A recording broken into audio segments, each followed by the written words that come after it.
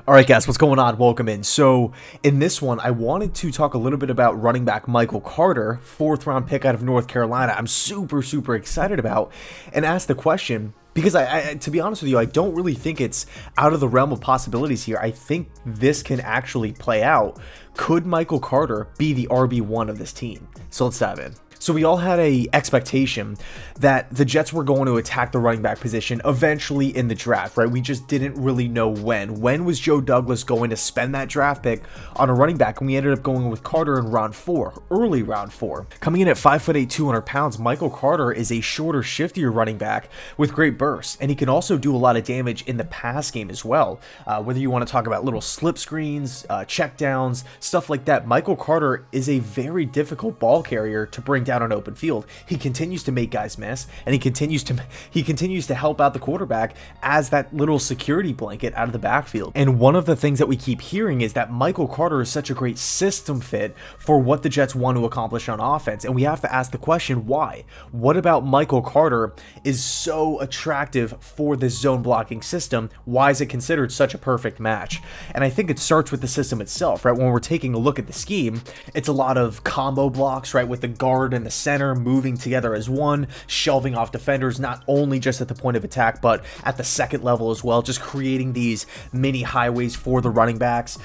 Your offensive linemen have to be athletic, they have to be able to move well in space. So Michael Carter has 3 traits, 3 qualities about his game that make him such a good fit for this system. Number 1, it's vision, and that was on display a lot at North Carolina, right? Just the ability to recognize what's happening in front of him, knowing where the holes are. He's not some impatient running back that gets the football and is like, I don't know what to do, I need to move forward, I need to pick up yards. Nothing like that. He will wait and he will determine the path of least resistance. Number 2, he has crazy bursts. That acceleration in which he hits these running lanes with is crazy. This isn't Brandon Jacobs back there, a slow, like, trugging running back, this huge bruising back that's just going to plow through anybody, just plow through a linebacker. He's not a freight train.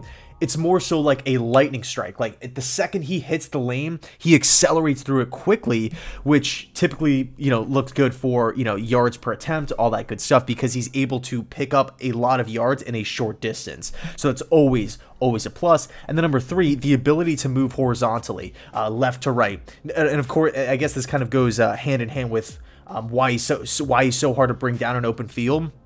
But just the balance that he runs with is just so good. And I feel like the ability to be going full speed and then to stop, to make a cut, stuff like that, all of those qualities will really shine in this style of offense. So we're taking a look at the Jets' current running back room.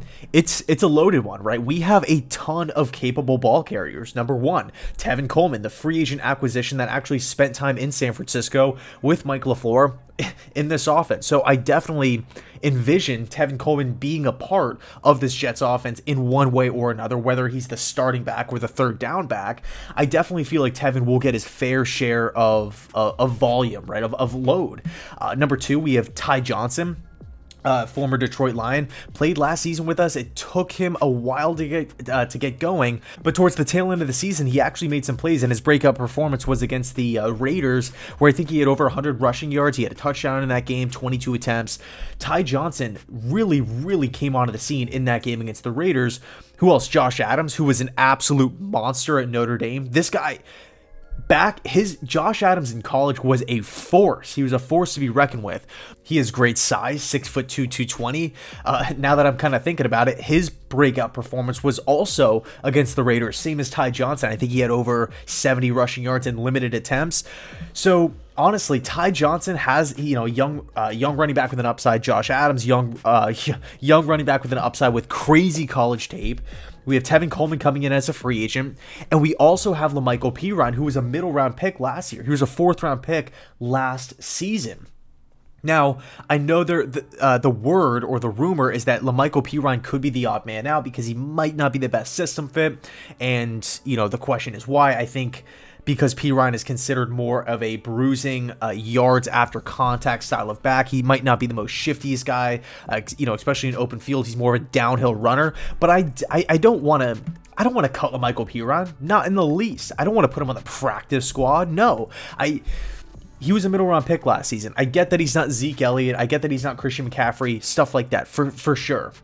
But I feel like there's a place for LaMichael Pirine, and I don't want to give up on him just yet. 5'11", 215. I just loved how he ran at Florida, just with so much aggressiveness. You're not going to bring him down with, you know, a half-hearted tackle. You have to bring your hard hat if you want to tackle Pirine.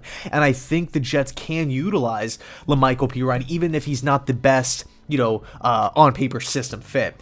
But we do have to admit that, you know, when it comes to who fits the system the best, Pirine is probably last on that list.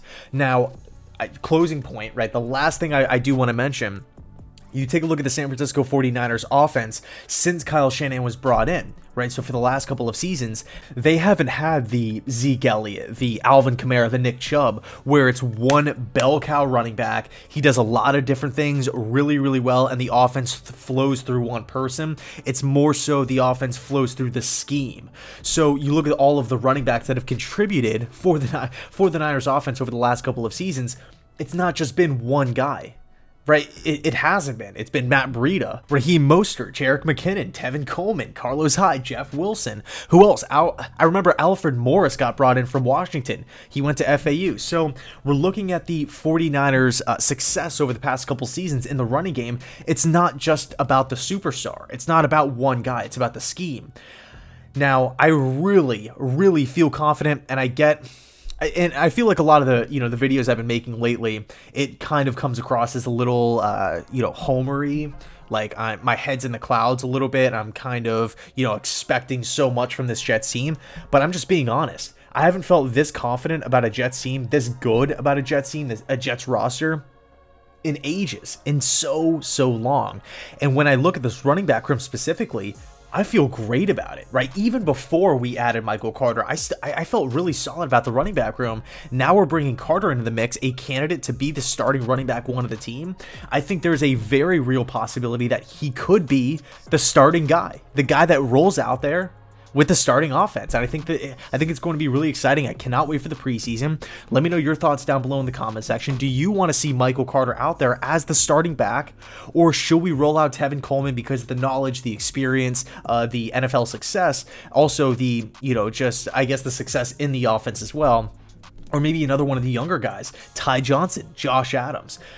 Also, LaMichael Pirine, what's your take on Pirine? Do you want to keep him around? Yes, he might not be the best system fit, but personally, I think we should hang on to him. I'm not giving up on him after one season. And plus, who succeeds under Adam Gase?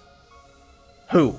I mean, I can't really name. There's not a laundry list. Okay, so I want to keep Pirine. I don't really envision Joe Douglas, you know, cutting a mid-round pick after one season. I really, really don't. So I'll leave it there. Thanks so much for watching. Let me know your thoughts down below in the comment section. And as always, go Jets.